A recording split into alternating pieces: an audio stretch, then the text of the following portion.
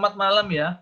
Ini saya mulai dulu. Sebelumnya terima kasih kepada teman-teman semuanya yang sudah hadir, yang sudah join di acara kita.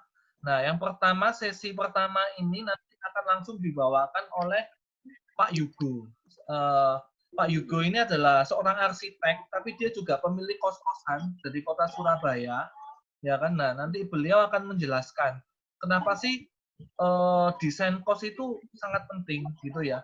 Bahkan sebelumnya terima kasih Ko Yugo. Ini sebetulnya Ko Yugo ini papanya sakit, tapi dia masih mau menyempatkan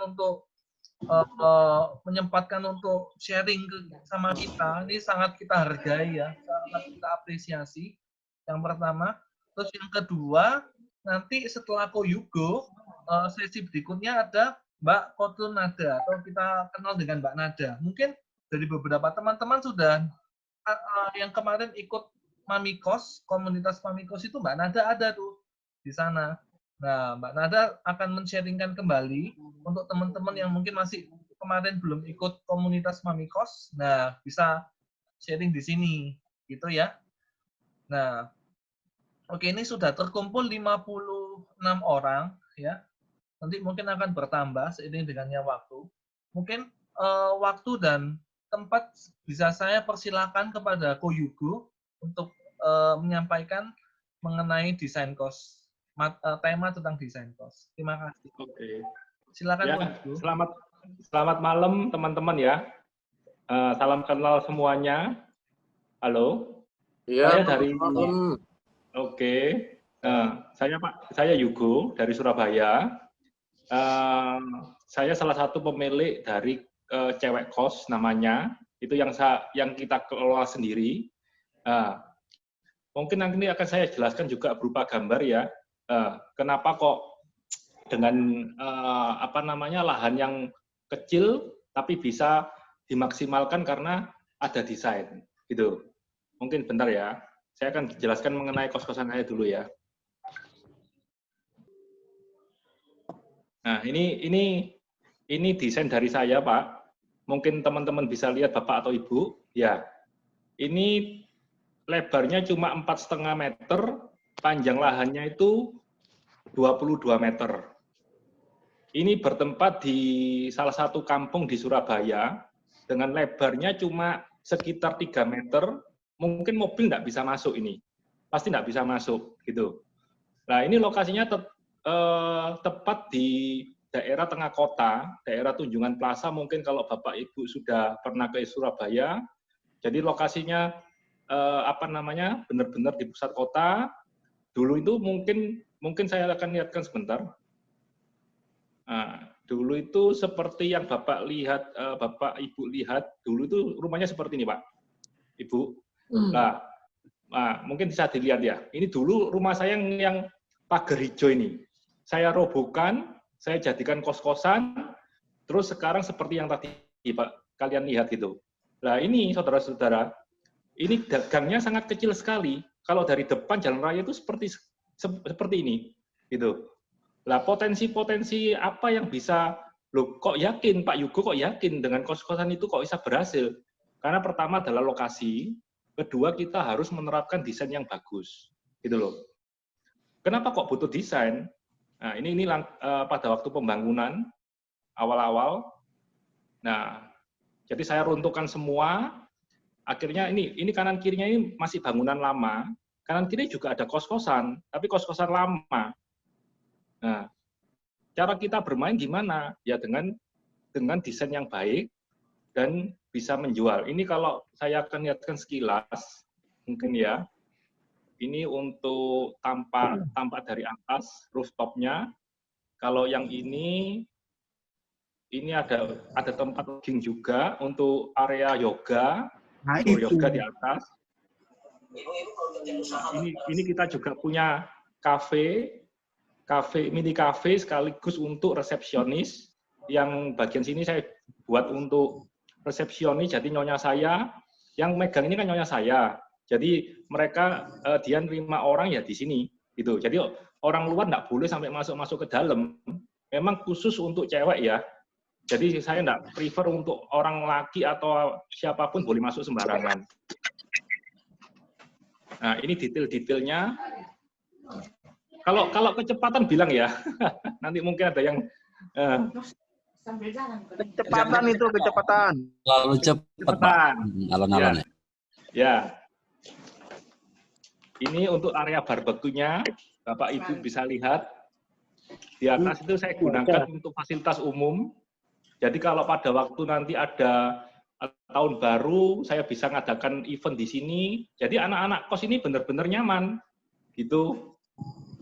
Nah, ini untuk area tempat sepatu, saya juga desainkan supaya sepatu atau sandal itu tidak kelecehan di depannya kamar atau semrawut gitu loh. Nah, ini kita desain semua. Terus yang untuk mungkin kalau sebentar Pak ya, sebentar. Nah, ini detail-detail untuk arsitekturnya. Karena kan saya memang background-nya arsitek ya. Jadi setiap detail itu benar-benar kita pikirkan bagaimana barang yang murah bisa terlihat estetik gitu loh. Ini dari besi beton aja. Kalau Anda bisa lihat besi beton saya rangkai jadi seperti ini. Gitu. Nah, ini detail-detail jalan setapak, jalan untuk ke selasarnya kita punya kos-kosan. Nah, ini area dalamnya. Jadi area dalam yang untuk nanti ruang makan itu di area sini. Ini anak saya, waktu itu saya suruh jadi foto model, saya suruh naik ya ini, skalanya seperti ini. Jadi lantai 1, lantai 2, lantai 3 seperti ini. Jadi ada permainan bata, karena temanya ini industrial, jadi saya main batu alam, batu merah, lalu acian, wes udah ini benar-benar apa ya, desain-desain yang tidak makan uang banyak, tapi nilai estetisnya itu tinggi, gitu. Nah, seperti ini. Bisa dilihat Pak ya, Ibu. Tadi ukurannya berapa Pak? 4,5 meter. Ya. Ada soft copy untuk gambarnya itu, Pak? Apa? Ada soft copy untuk gambarnya itu. Nanti saya kasih Pak Iya. Zaki. Nanti saya Ya mungkin kalau event tanya jawab nanti saya akan jelaskan ya, sebentar ya. Nah, ini lantai 2. Kalau Anda lihat di posisi sebelah kanan itu saya punya selasar. Jadi orang-orang itu lewat di sini, anak-anak itu jadi supaya sebelah kirinya itu adalah kamarnya mereka. Saya kasih bukaan-bukaan sirkulasi udara dari samping sama kanan kiri. Jadi murni tempat saya ini tidak ada AC kalau untuk area umum ya, tapi aliran udaranya dingin. Gitu. Nah, ini kalau ini area daerah tangga, saya memanfaatkan untuk bagaimana cahaya itu bisa menerangi sampai ke bawah. Nah, itu pentingnya arsitek untuk mendesain seperti itu. Ya. Nah, terus mengenai jumlah kamar tadi, cewek kos ini punya 14 kamar yang saya sewakan dengan 7 kamar mandi. Jadi perbandingannya 2 kamar banding 1. Kenapa kok? Yugo, apa bisa ditunjukkan desain kosnya? Mungkin ada beberapa yang baru gabung. Mungkin mau melihat, jadi Koko bisa sharing. Ini luas kamarnya, kosnya cuma 4 kali 22. Bisa teman-teman ya yang baru gabung ya, saya review lagi. Mungkin bisa ditunjukkan tuh sambil Koko jelaskan. Oke, terima kasih. Ya, tipe kamar saya semuanya seperti ini. Jadi ada jendela, ada untuk walk-in, ada lemari, ada ranjang, terus bawahnya juga saya bikin bisa untuk storage, atasnya juga storage, kanan kiri untuk mereka naruh parfum, sisir, perlengkapan hair dryer. Kalau Bapak Ibu lihat, ada stop kontak sudah saya sediakan, semua termasuk saklar, itu semua ada di situ. Jadi AC juga sudah ada, jadi komplit. Gitu. Jadi apa yang mereka butuhkan sebisa mungkin pemilik kos itu bisa melengkapi kebutuhan mereka. Loh, tapi jangan cuma kita bikin taruh ranjang aja matras di bawah, Yang penting kamu mau tidur terserah, kamu mau nggak ngekos di tempat saya terserah. Loh, jangan begitu pikirannya. Karena kan ini bisnis. Bisnis itu adalah mereka adalah klien kita, customer kita. Jadi manusiakan mereka.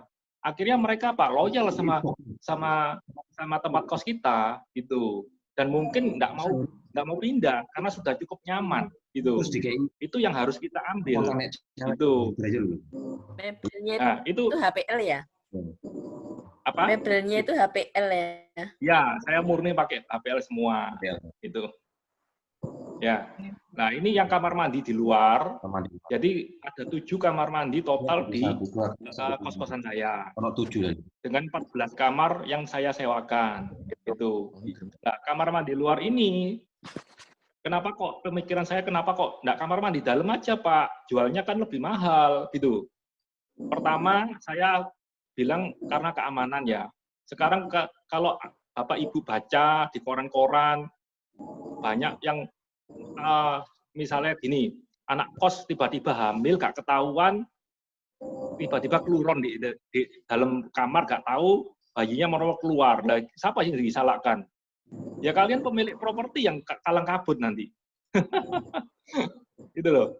Nah, dengan gini juga kedua, Pak, kalau mereka pakai air, misalnya ini kan pakai shower ya, jadi mereka pakai air minimal kalau mereka keluar itu pasti dimatikan. Kalau Bapak Ibu pakai bak sistem kayak model lama, bak mandi, wah tak jamin pasti airnya habis. Apa?